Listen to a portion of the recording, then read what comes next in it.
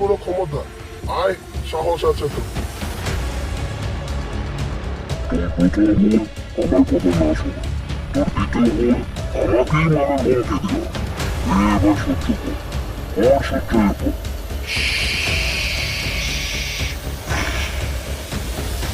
কি বাঁচাও, বাঁচাও!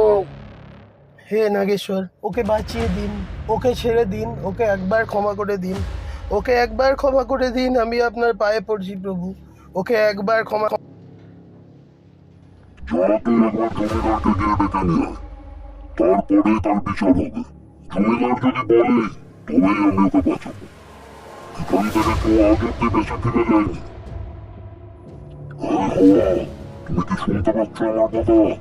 উঠিয়ে দাও ওকে, উঠিয়ে দাও ওকে, উঠিয়ে দাও ওকে।